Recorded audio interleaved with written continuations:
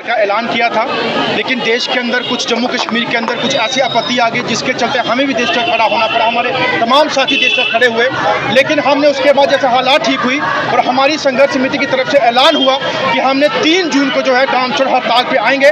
और आज हमने जम्मू के अंदर तमाम मीडिया कर्मियों के माध्यम से आज ऐलान करते हैं संघर्ष समिति की तरफ से कि आज से हम जितने भी डिपार्टमेंट हैं, वो चाहे मालिकम चौकीदार हो, ASHA worker, mid day meal cook हो, CPW वर्कर्स हो, लैंड ओनर्स हो, तमाम डिपार्टमेंट के, सेरिकल्चर हो, हेल्थ के हो, रेवेन्यू के हो, इरिगेशन फ्लड कंट्रोल के हो, तमाम जो है आज काम छोड़ हड़ताल पे जो है आपके चैनल के माध्यम से ऐलान करते हैं। टोटली काम छोड़ हड़ताल पे जा रहे हैं और हम तब तक काम छोड़ हड़ताल बंद नहीं करेंगे जब तक डिपार्टमेंट या सरकार की तरफ से हमें लिखित में नहीं दिया जाएगा, तब तक हम नहीं हटेंगे। इनकी मीटिंग करने का हमें कोई फायदा नहीं, लिख के ले आए कि हम आपको इस जो मांगे पूरी करके देंगे तो हम यहाँ से काम छोड़ हड़ताल बंद करेंगे, वरना हम काम छोड़ हड़ताल बंद नहीं करेंगे। इनके और झूठे चोंचले, इनकी तारीख पे तारीख, डेट पे डेट अब हम और नहीं सहेंगे। और कल के बाद तमाम डिस्ट्रिक्ट के अंदर जो है काम छोड़ हड़ताल पे हमारे लोग बैठेंगे और हर डिस्ट्रिक्ट में जाके इनको बैकअप करके तमाम लोगों को जगाने का काम करेंगे। और सरकारें सोचती होंगी कि अब कुछ नहीं होगा, ये नहीं होगा, जब काम बंद करके आपको पता चलेगा कैसे किस तरीके से वहाँ पे मुश्किलातें आती हैं, वो खुद आप भुगतेंगे, उसके खामियाजा भी आप खुद भुगतेंगे।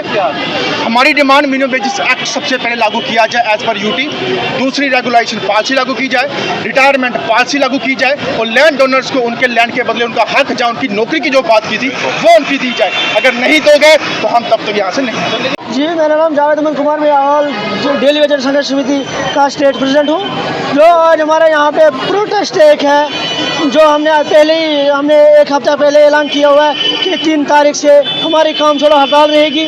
जो हमारी संघर्ष समिति का फैसला हमने लिया हुआ है, क्योंकि हमारे पास एक ही रास्ता बचा हुआ है अब काम छोड़ो हड़ताल का।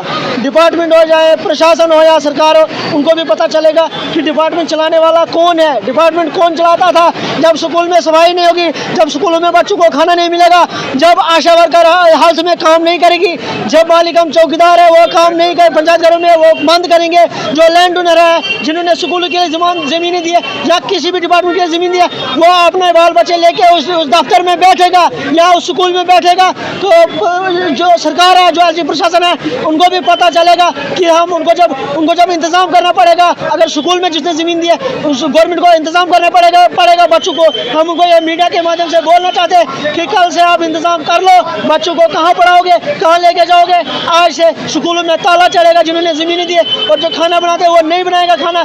आशा वर्कर हो वो भी नहीं काम करेगा, मालिकम चौकीदार हो जिन्होंने पंचायत घर के लिए जमीन है वो भी नहीं काम करेगा, वो भी बंद करेगा। लैंड ओनर हो वो भी बंद करेगा।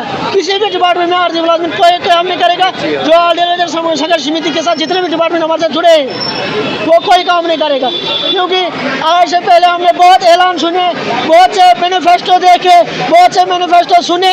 अब हमें देखना सुनना कुछ नहीं है, अब हमें रिटर्न में लिख के चाहिए ज़मीनी सतह पे।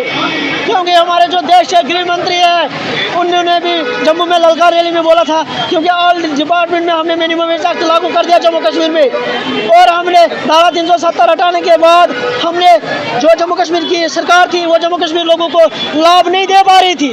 अब हमने 370 तोड़ा, अब जम्मू कश्मीर के लोग ज़मीनी सतह पे काम होंगे, जितने भी मुलाजिम हैं उनको हक मिलेगा।